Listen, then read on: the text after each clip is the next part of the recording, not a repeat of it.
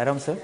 The Department of Orthopaedics started in the year 2006, and even though it is one of the younger departments in the hospital, we do know for a fact that it has come a long way given the number of cases and the type of cases that this department has done.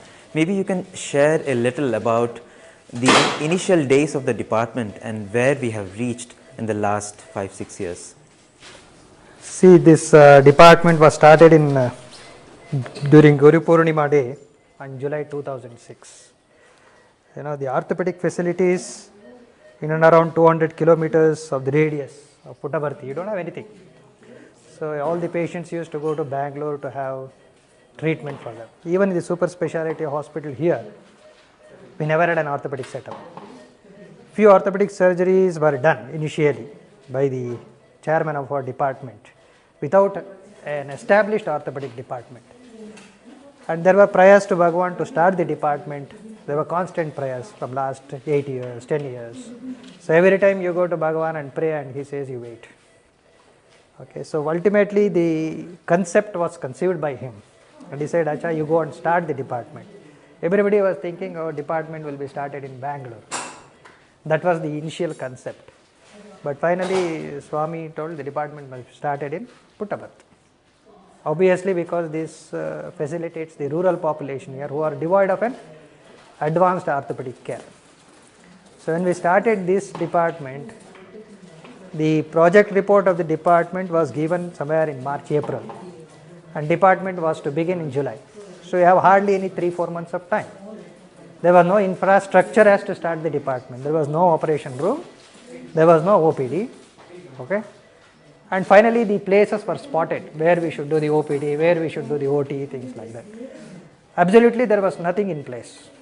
So this entire operation theatre complex what you are seeing, this is a modular operation theatre complex. This is a state of the art situation. Very few hospitals in India have this type of hospital or this type of operation room. This looks like something looks like a spacecraft for you. Okay. So this has to be placed in position. So probably Swami has thought well before. There were these operation theatres were there here, but not utilized. So all were in pieces. It has to be assembled together. So all these things were bought from Italy and Rome, things like that. They are not made in India. So they were here about 15 years back. So Swami said this will be for a neurosurgery, but neurosurgery never got off here. It went to Bangalore. So probably this was reserved for orthopedics. So we have to place this. There was nothing here, not even the AC system, things like that. So during the initial periods of phase, initial periods of the establishing the infrastructure for the department, all these were made within a period of 2 or 3 months, which is unimaginable. To put an air conditioning system in the operation room, air conditioning specialists were called. They said, oh, no way that we can do it in 2 or 3 months. At least we need 4 to 5 months of time to do everything together. But it was so happened that probably Bhagawan sent one more guy. He said within 1 week I can do the air conditioning here. So within 1 week the air conditioning was put here. So even on the day of admission and the day of starting of this department, a day before, equipment did not arrive. So a day before the equipment arrived, just the night before the start of the department. So everything was in place on the day of inauguration. We were so worried the things were not in place. Then we have invited Bhagawan to inaugurate the department. Where is the infrastructure?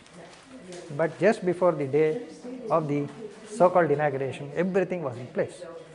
So probably it started with that miracle.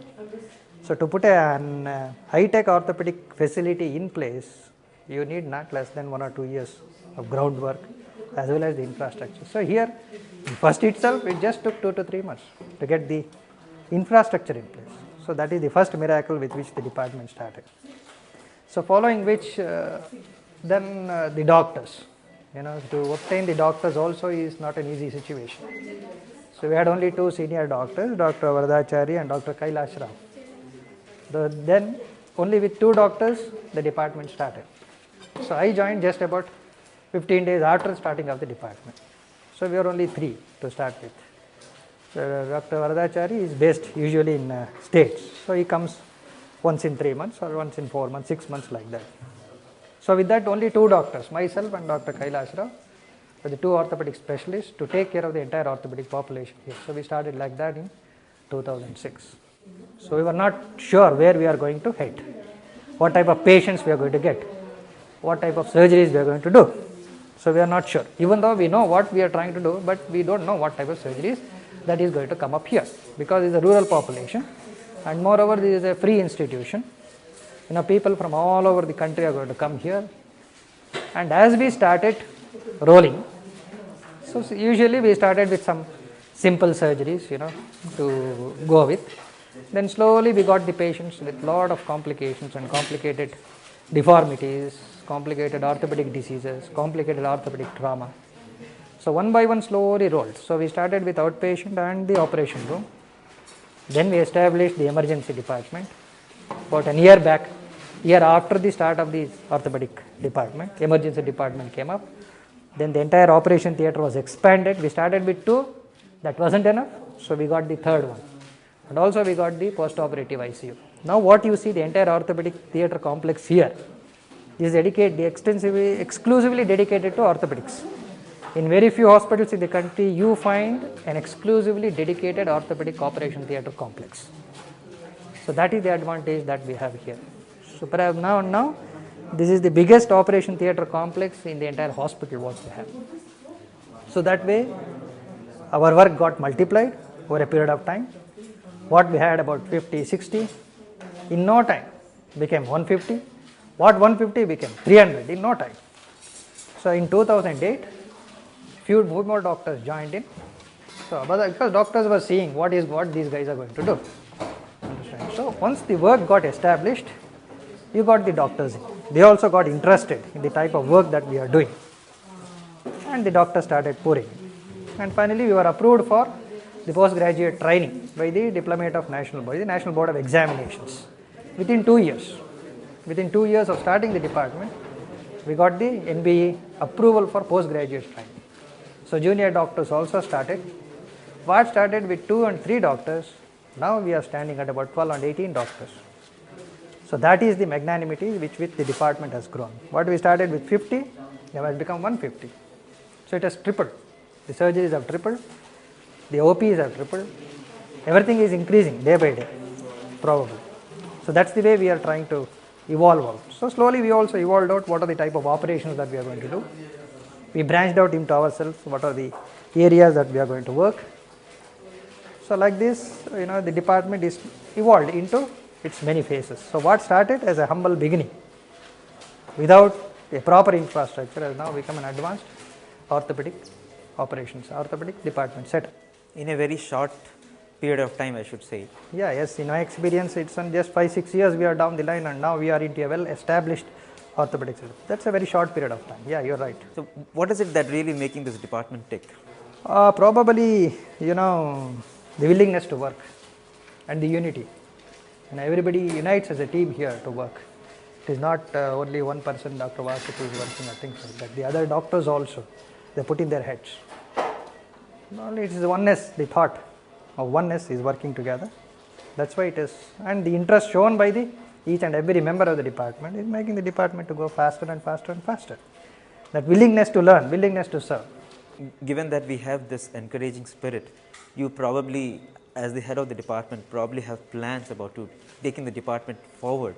So where do you see this department in probably say 5 years, 10 years? Yeah, probably see what we were there 5 years back. Now we are training the junior doctors here so that they will become the competent orthopedic surgeons. Now we are looking into the areas where we can train the orthopedic surgeons themselves. You get an orthopedic surgeon here, train them in a particular field of work like a joint replacement. Make him a pakka in a joint replacement, make him a pakka in a pediatric orthopedic surgery. So like this fellowship programs what we call. So we are trying into fellowship programs, and also we are trying to now more and more into a research area with the university what we have now. So that we can contribute substantially to the field of orthopedics. That's what we are trying. So our main focus is the training of junior orthopedic surgeons, streamlining the each and every specialities in orthopedics. So orthopedics itself has got so many subspecialties. So we are streamlining to each and every subspecialty, and probably the main focus will be on the research and learning. So what we can contribute to the developing orthopedic field by means of research and training. Now we have started the chondrocyte culture, cell culture lab. Probably this is the only department in our country which has got a cell culture lab attached to the Department of Orthopedics. No other department in this country has got a cell culture lab attached. So this says the future of the department. So probably into more and more advanced areas we are trying to march into. Finally, I just want to ask you, you've been here in the hospital for 5-6 years now. From what I have seen of you, you're always so full of energy and someone who doesn't seem to have any regrets about working in this place. How does it feel working here? You would have worked in different hospitals. From the time you have been here, what is it that motivates you to come to this hospital to work every morning? Of course, the one thing that we have is, what you are thinking, the main aim here is the patient. So you can give whatever the patient deserves to have it, whether he is poor, rich, low in socioeconomic status, higher in status, doesn't matter here. So he will get the complete treatment what he needs. So as a doctor, you are not biased. You are not biased. So everybody is a VIP here. So the system is like that. Everybody is a very important person for you. So you can render your services completely to a patient. You cannot say you don't have money, go home. No. There is no thing like this. So you can render your complete services to the patient and see that he becomes better. So what a doctor wants ultimately, what he desires, whatever he can give best to the patient can be done here, because cost is not a factor. Second, the thing is learning.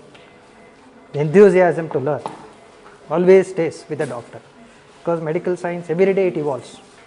It is not a dead science at all. Every day you have a new concept, new things coming up, so that interests you what you do. So this is the type of motivation that you have, the willingness to serve the society as much as you can. Whatever you have gained, give it back. That's the only motive that we have. Give it back in a proper way, not just for sake of giving it back. So here you can say that it's a free hospital, but we are not treating the patient for the sake of treating. Understand? The treatment is also in a very highly regarded professional way. So that gives you the encouragement. Also that gives the motive for you, so that as a doctor you have a potential, or you have the ability to become a complete professional. And the second aspect is, of course, we are all spiritually also we are motivated. We have that type of spiritual atmosphere here. You have your colleagues, you have the administration. Everybody seems to have that type of one motive, that is serving the Lord. Only one can get an opportunity in his life, probably only once, is serving the Lord, which is the ultimate thing. What else you want? So this keeps you going. This keeps you going.